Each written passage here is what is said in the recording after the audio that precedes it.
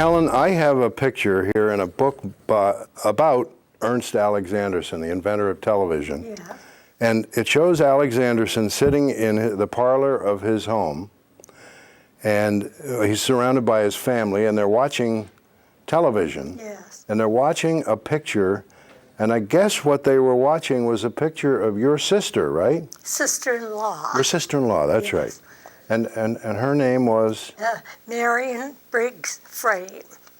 Marion Frame. Yes. And she was somewhere in Building 36. And she was in publicity department, whatever building that was. And you told me she was quite pretty.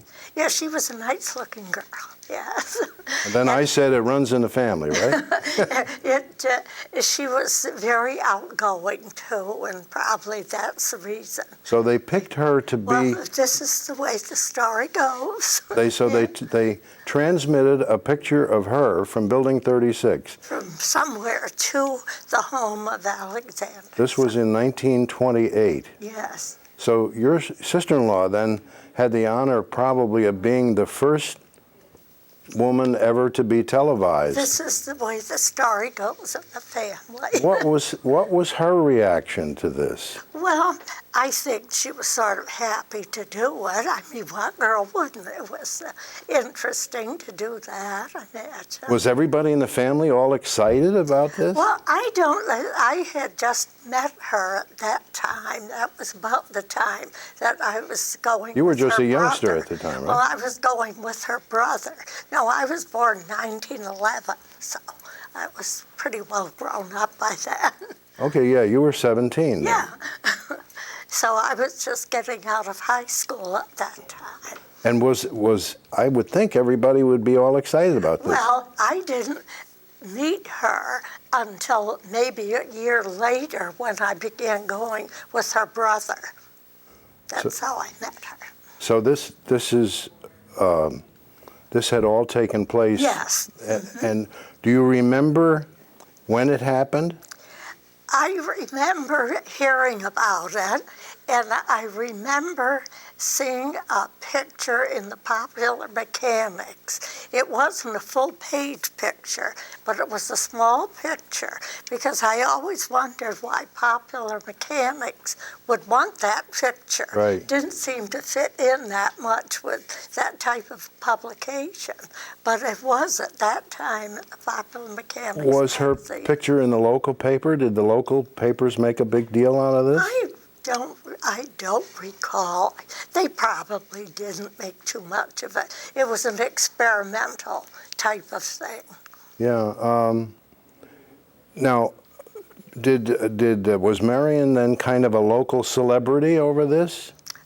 Today she would be. Today she would be. I think it was just probably part of her job because she was a clerk in the publicity department. Well, then some years later, there was another, I guess it was still in the experimental stage, I guess in the 30s, they did a transmission from Alexanderson's home to Proctor's Theater, and they had a screen on the stage at Proctor's Theater, so everybody could see this picture of whatever it was being transmitted from Alexanderson's home to Proctor's. Do you remember that event?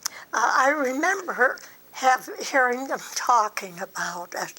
As I say, I married her brother, and at that time, I was just beginning to go out with him. So it was all in the... So it was all family talk. But I do know, I did see the picture in Popular Mechanics. Right. I'm sure of that. Well, you know, your husband must have talked about this a lot, was he? Yeah, but they didn't make too much of it. It was just part of that she happened to be there, so they did it. It wasn't like today. It would probably have much more publicity. Did she have any idea, or did your husband have any idea of the historical significance of that event? I don't think so. No, I don't think like so. A lot of things. It was just part of the day's work, probably.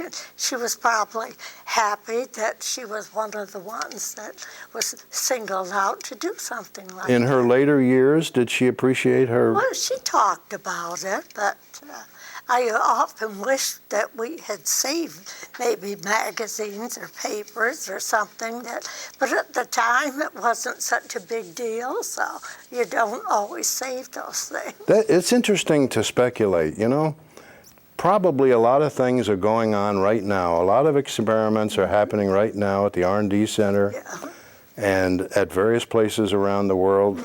And we really, probably more than they used to, but we really still don't make a big deal out of these experiments that in future days will be incredibly important historically. Well, I was telling someone a little while ago, I save a lot of stuff, and I came across a receipt from the Quarter Century Club in 1915 for my father-in-law. Do you know what the dues was then? No. $2 a year. Oh, wow. And you got a big letter along welcoming you into the Quarter Century Club, and this is dated 1915. Now, did you ever work at GE? No. You never did? No, never. But now your father... My father worked at GE. And he was a tool He maker. was a tool maker. And I happen to know something about tool makers because my wife's father, my father-in-law, who's long gone now. Maybe they knew each other. I'm sure they did. But he also was a tool maker, and they all had, the tool makers had a group of apprentices who would work with them. Yes. And I guess your father was considered, Fred, your father's family. Fred, his name All the was. apprentices wanted to work for Fred, right? Yes, because when he retired, that was one of the big things that they talked about. Fred would always tell us what we wanted to know. He didn't set us off on a wild goose chase for something that didn't exist. Oh, you mean some of the tool makers would haze the young apprentices? To make them feel ridiculous. What would they do? Well, they'd send them off to get some kind of a tool that didn't exist, and they'd have to come back and say they couldn't find it, and, you know, they'd be embarrassed. Yeah. I worked in a shoe store, and one of the first things they did with the new boys in the shoe store was to send you off looking for a wall stretcher. Oh. They would say, look, you know, the wall is just full of boxes of shoes. We've got a new shipment of shoes coming in. We need to stretch the wall. That was going to have to be a big machine, wasn't it? Did you meet any of your father's apprentices? Yes, yeah. I met them when he retired, and I think maybe different occasions, briefly, you know. But they all seem to say that about him, that he was very good to them. He told them what they needed to know. Now, these early days at GE were also the days of the young engineers who would come to GE and they said on test. Yes. And you say they were really considered among the young ladies of that day Right. a They were real considered catch. a real catch.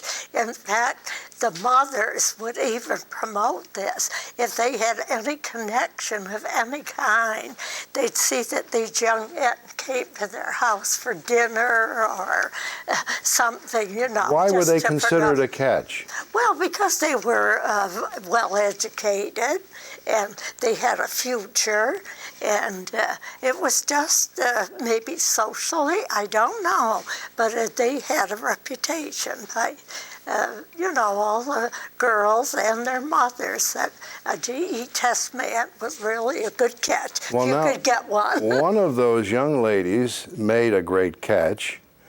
I'm sure more than one, but we know of at least one who married a young engineer for GE who was on test named David Packard. And he is the Packard of Hewlett-Packard, the big computer manufacturing He company. went big time. And I guess there were a lot of test engineers who... They really, as they used to say, they were going to amount to something. So a lot of them really became famous. Yes. Now, in those early days, you also remember a lot about a rather famous mayor of Schenectady who was a socialist named George Lund. Right. You remember You remember even the day he was elected, right? And you I remember do. for a special reason. Yes, exactly. What was that Well, reason? because we didn't have telephones as freely to use in those days, and what the politicians would do would have the lights blink so many times for Lon and so many times for his opponent, and that's how we knew right away as soon as the election was over. This would be every light in the city? Oh, evidently, it flashed in our house. That's the way they did it. And so you'd see the lights on the house? They blinked. They just blinked momentarily. They wouldn't stay off, but just enough so you'd know that your man got it. Now, Lund had a friend who was head of the Trolleymen's Union, whose name was Walter Walker. Walker. Yes. And he was considered by GE to be an agitator, He right? certainly was. And he not only had Socialist, I guess. organized the Trolleymen's Union, but he wanted to go down to GE and organize some of the people at GE. He was anxious to get a job at GE, but Lon and various other politicians said it would be worth their job to recommend him even for a job at the GE, because at that time, unions were not looked upon favorably by the GE. They felt they were benevolent enough that they were doing the things that needed to be done. They didn't really need a union. Sounds like Walmart. Yeah. They have the same attitude. Well, I mean, GE was in a position, they were a big part of the city, and people went along with that feeling. But as I say, Mr. Walker was a real agitator.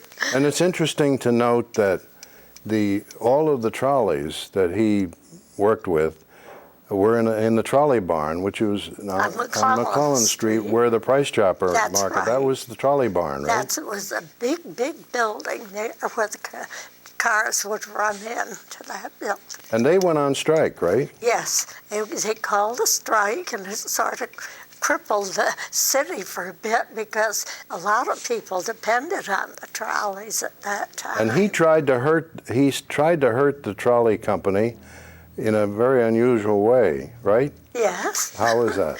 Well, to keep people from even getting on a trolley if the picket line didn't work, he and his cohorts would offer to drive them in their cars, and they called their cars jitneys. I don't know why they use that term, but that's what they were. Yeah, that's a common term, I guess, for and so basically they were saying, stay off the trolleys. Stay off the We don't want you to ride the trolleys. Exactly. We'll take you to work if you need a ride. Yeah, they were that zealous about. Did you ever get a ride with one of those that you remember? I don't think so, but they were available. My parents may have, because my parents were very good friends of Walker and his wife, so they may have, if they had to go somewhere, they may have ridden in one of the jitneys. I don't know. Now, with your parents being friends of this, so-called union agitator, and your father working at GE, was that ever? Did your neighbors or your friends say, "Hey, you shouldn't be so friendly with Walker"? No, I don't think so. It was never an issue. Because that was later on when my father was involved in the work where they were making the components for the jet engine, and that was later during in the 40s. Oh yeah, and you said your father had to be get a security clearance, right? Yes, and at that time they weren't as strict about birth certificates, so he had to get the family Bible. Your father didn't have a birth certificate? No, he didn't. All of his family, except my father and his younger sister, were born in England, but they were born here, and all the births of the family were tabulated in the big page in the Bible. So he had to carry that big Bible down to the employment office at the GE. And I remember I drove him down at the time. And I don't know if they even had copying machines at that time, but they accepted that as proof that he was a good security to work on the jet engine. So he was a tool maker, and he was working on some of the components of the jet engine. This would have been in the early 40s, yes, when the jet engine was still secret, right? Yes, it was super secret.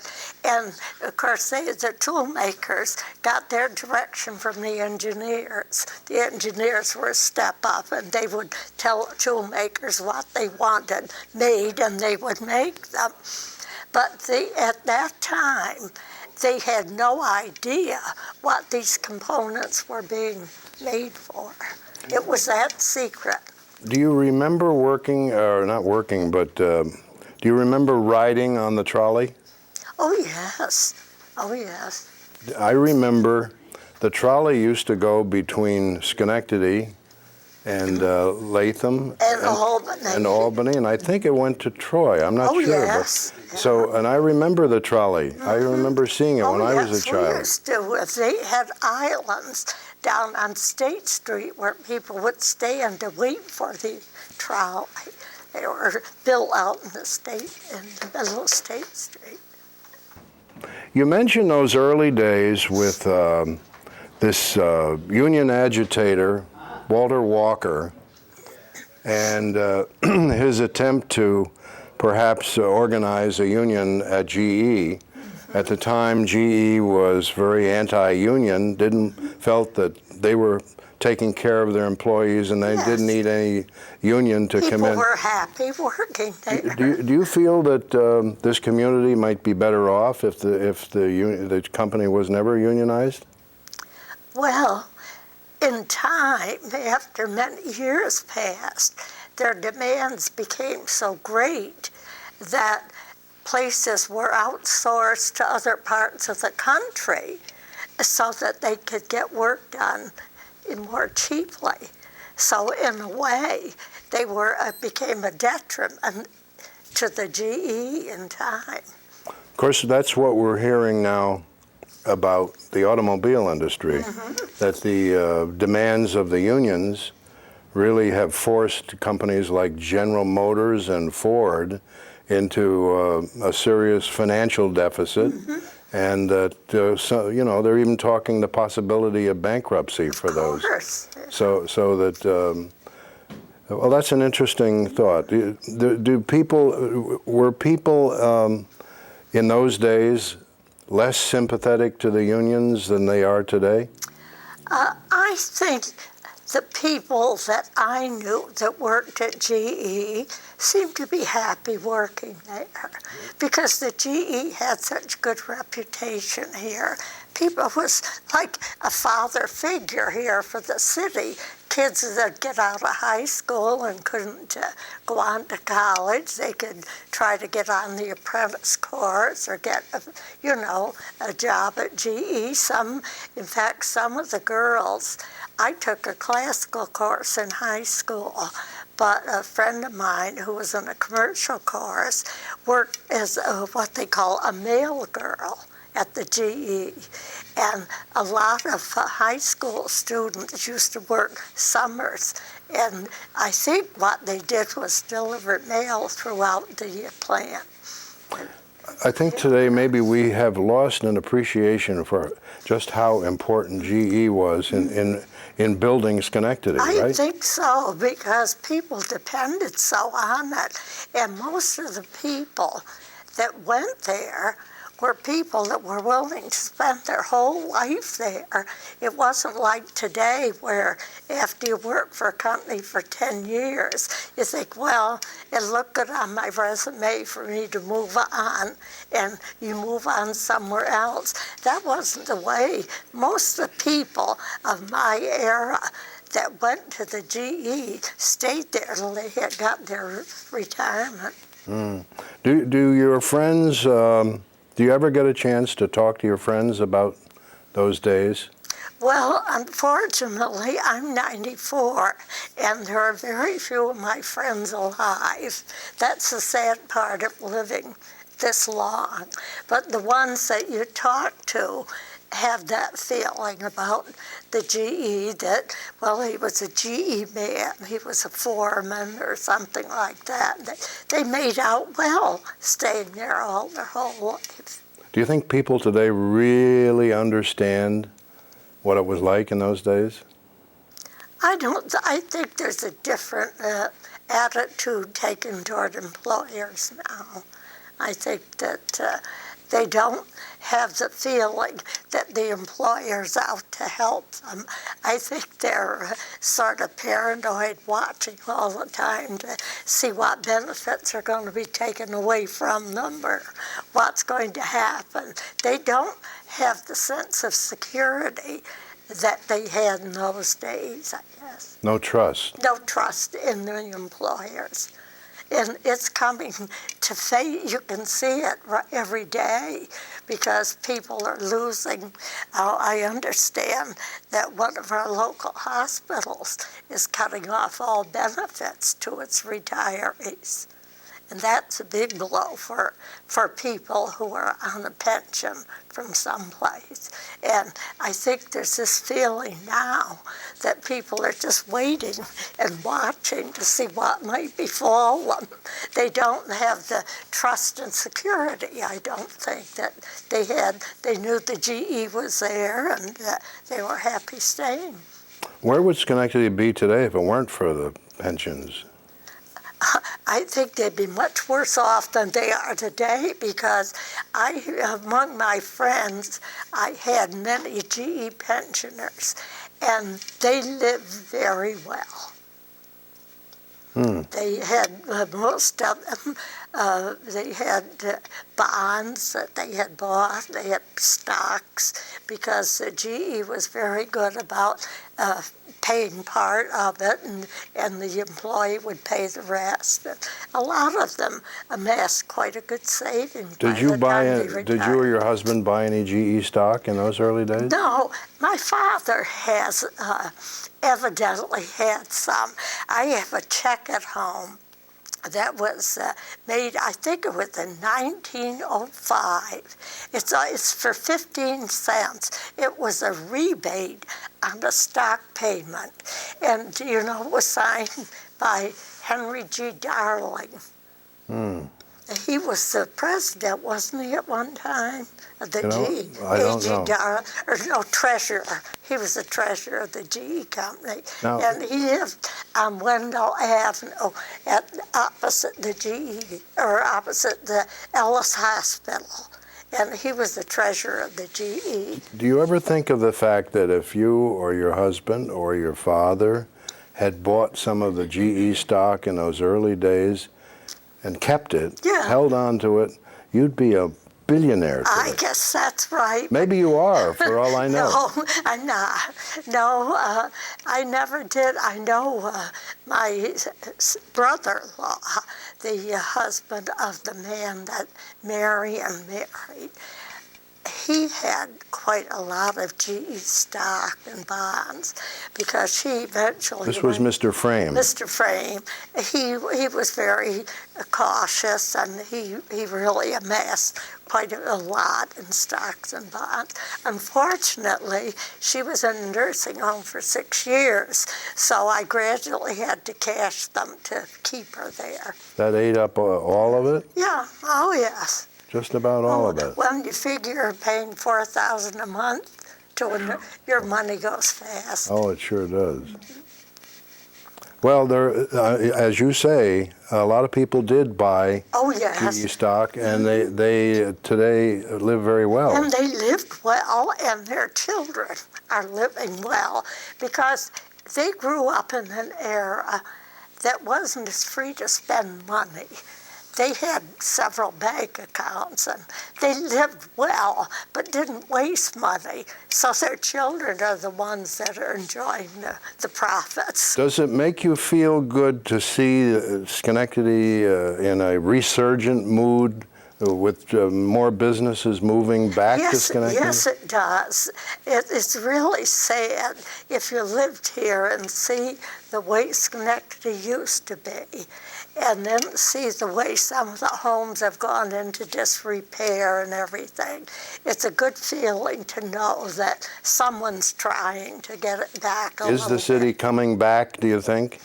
I think it's going to take a long time, but I think this Empire Zone that they've set down there on State Street, I know one person that's bought a building there and has his office there, and there are quite a few others that are buying property there. And a lot of people are complaining because they think the city is doing too much for them. But on the other hand, the buildings would probably decay and fall down, right? So you're happy to see those buildings I'm happy being to see used? them being used, yes. Yeah, because you can't think just in terms of today. You have to think of the people that are coming along. I'll probably never live to see it, but it's a good feeling to know that they're trying. In fact, I think what happened at Union College was good. A lot of people were not in favor of that. Of what? Of the Union College expansion to Seward Place. Oh, yes. And like that, all the city is too partial to Union College. But what would the alternative be? There were nice homes there that were going into disrepair. Now the homes are fixed up and being rented to people who are connected with the college. So it's a step forward. So a little applause for Union College. Yes, I can see their feeling that they feel that the city is partial to it, but I feel as though it's a step forward instead of a step back.